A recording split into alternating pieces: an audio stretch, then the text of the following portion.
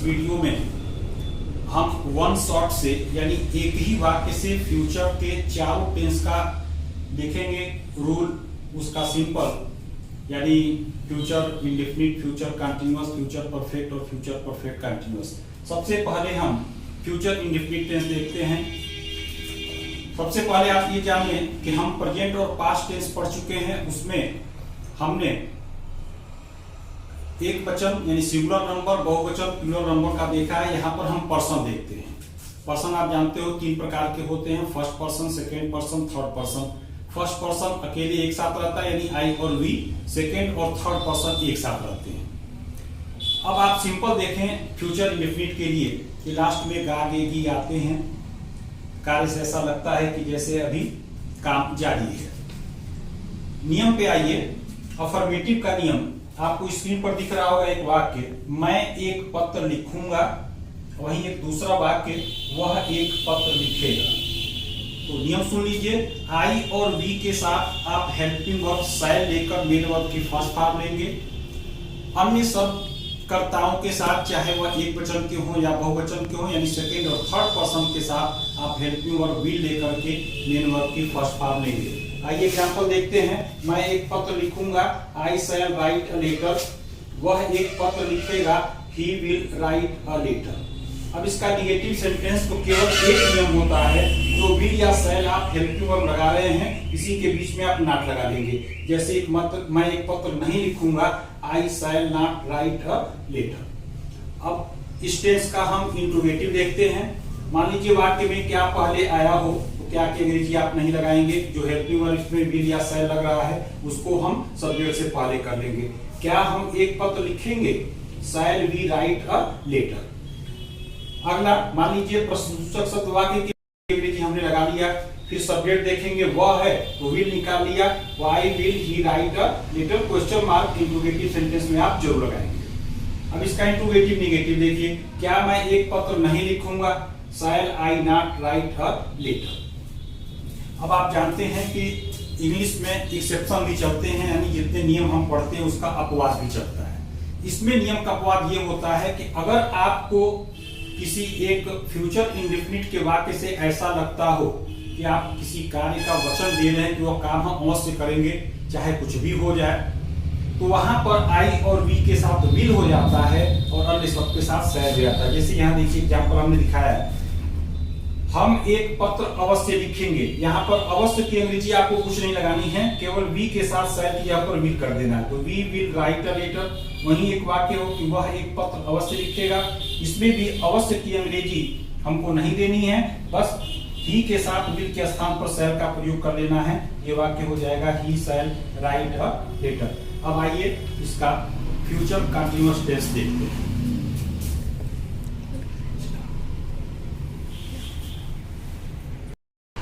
अब आइए future tense में लास्ट टेंस देखते हैं, फ्यूचर परफेक्ट कंटीन्यूअस टेंस। हम एक सिंगल शॉट यानी एक वाक्य पे लेके चल रहे हैं। फ्यूचर परफेक्ट में अगर पहचान आप देखें तो रहा होगा, रही होगी, रहे होंगे आदि शब्द आते हैं। और दूसरी सबसे अच्छी पहचान किसमें, कार्य के प्रारंभ होने का समय अवश्य दिया होगा। जैसे है कि मैं 1 घंटे से एक पत्र लिख रहा हूँ। नियम इसमें हेल्पिंग वर्ब सबसे लंबी लगती है, will have been, shall have been. देखिए I shall have been writing a letter. इसमें पॉइंट ऑफ टाइम और पीरियड ऑफ टाइम यानी निश्चित समय, अनिश्चित समय। निश्चित समय के अंग्रेजी के पहले आप सिंस लगाते हैं और अनिश्चित समय के अंग्रेजी के पहले फॉर का यूज करते हैं। देखिए I shall have been writing a letter for an hour. वह 1 बजे से एक पत्र नहीं लिख रहा होगा, उसका निगेटिव सेंटेंस है।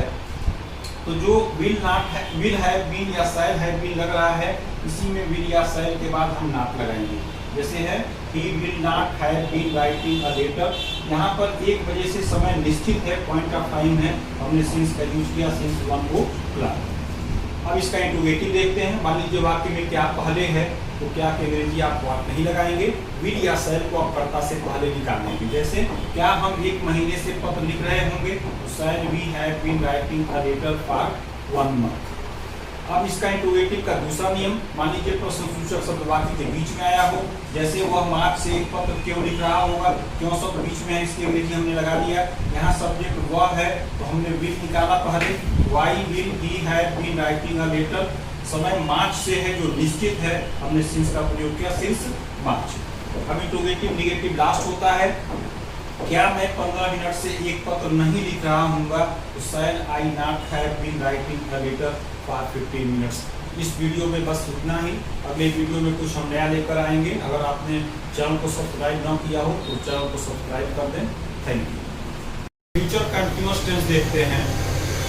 इस काल के वाक्यों के अंत में रहा होगा, रही होगी, रहे होंगे आदि शब्द आते हैं। कार्य के प्रारंभ करने का समय नहीं दिया। रूल में आ जाइए फिर से।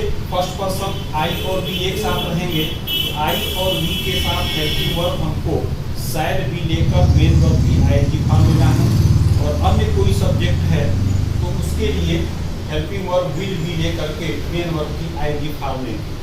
आइए अफर्मेटिव से लेकर इंट्रोगेटिव नेगेटिव तक का एग्जाम्पल देखते हैं। मैं एक पत्र लिख रहा हूँगा, I shall be writing a letter.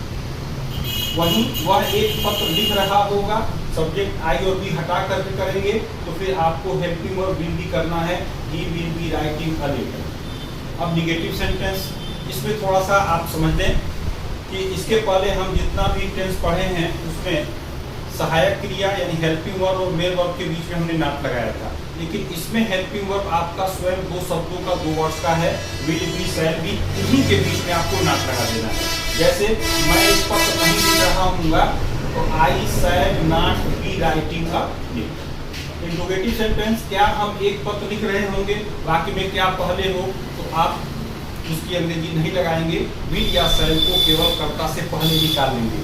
जैसे shall we be writing a letter, ऐसा ना करेंगे कि विल बी या शैल बी पूरा बाहर निकालें, केवल विल या शैल को कर्ता से पहले लगाएंगे, बी आपका कर्ता के बाद ही रहेगा।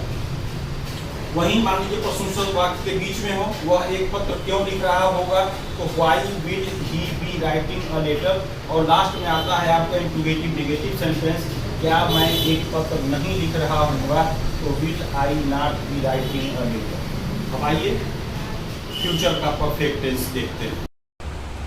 आइए जो एक वाक्य पे हम टेंस का देख रहे हैं कि एक वाक्य से हम सारा टेंस बना सकते हैं, उसमें हम फ्यूचर परफेक्ट टेंस में पहुंचते हैं। सबसे पहले जरा इसका पहचान आप देख लें कि इसके एक ही वाक्य में दो प्रकार के कार्य पाए जाते हैं। एक कार्य पहले समाप्त होता है, दूसरा कार्य बाद में समाप्त होता है। जैसे देखिए, तुम्हारे आने से पहले मैं एक पत्र लिख चुका हूँ। आप इसको ऐसे भी कह सकते हैं कि तुम अभी आने नहीं पाए थे कि मैंने एक पत्र लिख लिया। तो इसमें ये काम पहले हो रहा है, ये आपका बनेगा फ्यूचर परफेक्ट में, बीच में आप इम्पोर्ट का यूज करिएगा, और जो काम बाद में समाप्त होगा उसको आप प्रेजेंट इंडेफिनिट पे बनाएंगे। अब फ्यूचर परफेक्ट का नियम सुन लीजिए। आई और वी कर्ता के साथ सहायक क्रिया शैल हैव लगाकर मेन वर्ब की थर्ड फॉर्म, और अन्य सब कर्ताओं के साथ चाहे वह एक वचन के हों या बहुवचन के हों, हेल्पिंग वर्ब विल हैव लगाकर मेन वर्ब की थर्ड फॉर्म लगाएंगे। आइए एग्जांपल देखते हैं। तुम्हारे आने से पहले मैं एक पत्र लिख चुका हूँगा, I shall have written a letter before you come. दूसरा, तुम्हारे आने से पहले मैं एक पत्र नहीं लिख चुका हूँगा, यहाँ निगेटिव सेंटेंस आ जा रहा है, तो जो शैल हैव लग रहा है या विल हैव लगेगा उसी के बीच में आप नॉट लगाएंगे।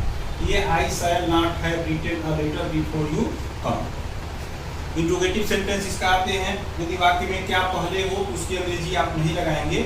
विल या शैल जो आप सहायक क्रिया लगा रहे हैं, विल हैव या शैल है, उसमें से केवल विल या शैल को आप कर्ता से पहले निकालेंगे। Shall I have written a letter before you come. अब मान लीजिए कोई प्रश्न सूचक शब्द वाक्य के बीच में आता है, जैसे इसमें क्यों शब्द आया हुआ है कि तुम्हारे आने से पहले वह एक पत्र क्यों लिख चुका होगा, तो क्यों शब्द अंग्रेजी आप पहले लगा दीजिए, वाई, और शैल हमने लगा दिया I have written a letter before you come. Last इसका इंट्रोगेटिव नेगेटिव सेंटेंस, क्या तुम्हारे आने से पहले मैं एक पत्र नहीं लिख चुका हूँगा तो शायद I not have written a letter before you